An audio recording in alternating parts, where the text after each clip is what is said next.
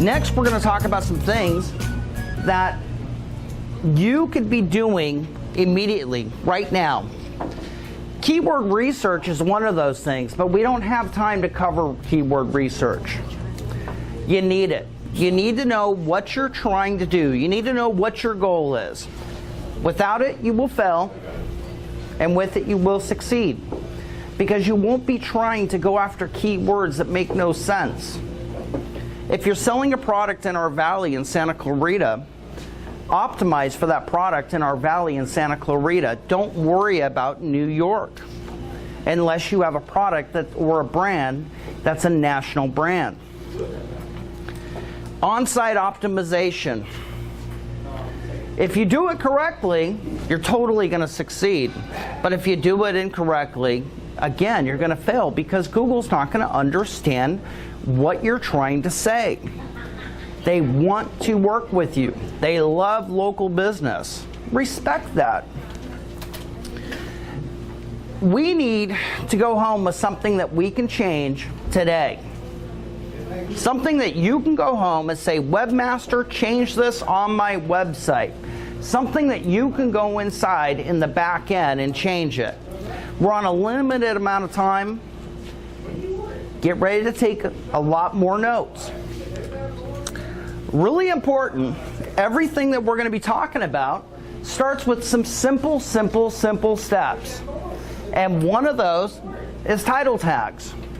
It's the beginning. I see so many websites, and you're going to go home and look at your website, and that website's going to say homepage in the title tag, or that website's going to have your company name in the title tag, or there's going to be a lot more errors. We're going to fix those today. Meta descriptions, very important.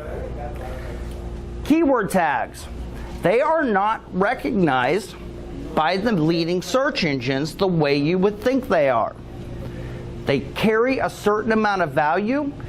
Remember that all search engines are not Google and Bing or Yahoo. There are other search engines that we really need to pay attention, that literally will pay attention to this. Keyword density. We're also going to hear from Google about that too. And then H tags, the communication link between your website and Google. How many of you guys have ever been to a foreign country? How many times have you had a hard time explaining what you were trying to say? Bathroom. Oh, you want to go to the bank? No, I want a bathroom. Well, that's what Google is. Google's a foreign language. If you respect it, it'll make a lot more sense. Never try to optimize any one single page for more than 8 keywords. 8 keywords. You will lose focus in what you're doing, and you'll make it very difficult for Google to understand what you truly mean. Does that mean build multiple pages? Yes. If you have 100 different keywords, you might need 40 or 50 pages to get that point across to Google. Again, you'll get lost if you try to go for too many keywords on one single page. Title tags define who your website are. Spiderbots come, they look at your title tags, and they say, wow, I get it. This page might be about this. It's the first thing that they see. Using your keywords after you've done your keyword research in your title tags is extremely important, because that's what they're going to look for. Don't waste this valuable real estate with your company name. Title tags should be dedicated to your pages.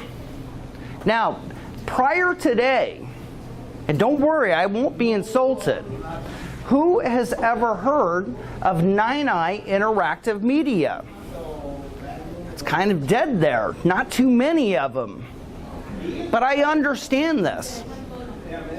So I optimize myself for your pains, or what you're searching for, or what I can solve for you. I don't optimize myself for my company name. I let other websites do that. Google's smart enough, they'll figure it out. let's go ahead and take a look at what Google says and how they respond to all this.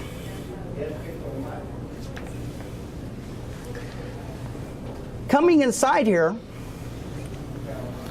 we turned around, and what we did was, do you remember what we said we were going to do? We were going to rank. We were going to get on the front page of Google. How many minutes ago did we publish that? About 10. About 10. Well, Google says 1 day ago because I created it yesterday. And if you go to your computers, it's already on the front page of Google. The truth is, it took less than 1 minute to go on the front page of Google. How would you like to have that kind of power? Yes? What's the results at the top of the screen? How many? Well, let's see. It's not going to be much, 808,000, but it's basing it on all of the individual keywords. But the other thing is, for those of you that don't understand internal link structure, learn about it. Have you ever seen Google give out these pretty little extra links to cause you to click on something? That's caused by an internal link structure. But you see what happened? The truth is, we ranked in about probably 30 seconds to 1 minute. But we weren't looking at it because we had other things to talk about. Remember when I was talking about the title tag? See how Google's going to display that title tag? Lunch Mob, Santa Clarita, 25 score in Santa Clarita. Well, I don't know how this is going to play out. So I want to turn around and I want to bring the search down just a little bit more. I'm not sure if we'll even be here, and we're not. Not yet. But I will tell you this one. You come back by tomorrow, it'll be there. Because what's happening right now is it's called the Google Dance. Have you guys ever heard of that? The Google Dance. It's when Google just doesn't know what to do with you.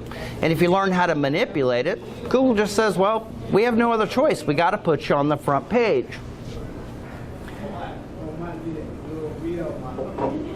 Our title tags appear in the tabs at the top. You see where the link is right there? That's your title tags. That's got to be one of the most important and most valuable parts of your website. Do them wrong, you're in trouble. Do them right, Google loves you. We're all here to get loved, right? Yes. Next, we got to go back into our slides. Because once we got our title tags, and we write this down, everybody, too. 65 characters is an ideal title tag. What if it's too big? Doesn't matter. They're just going to cut it off. But it doesn't help you. So if it's too long, it's just not going to help you. If it's too short, it's going to hurt you. In your title tags, use your most important keywords. 65 characters is the idea. Next, we got to really look at what we're doing here with meta description tags. And meta description tags are really important. A description tag, and meaning meta, is to be high up on the page and have your keywords in it that you used in your title tag. So what this means is, whatever I used in the title of the website, I gotta use this in my description tag. It's gotta come together. I gotta say, yes, I'm doing this for a reason. We're gonna go back and look at Google.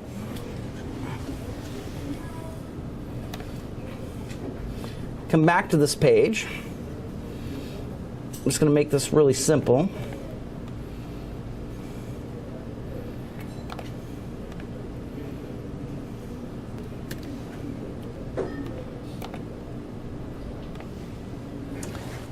This is kind of like the matrix of your website.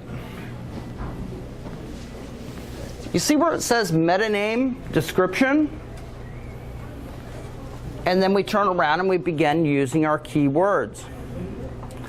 They match what we used in our title tag. This stuff is so important.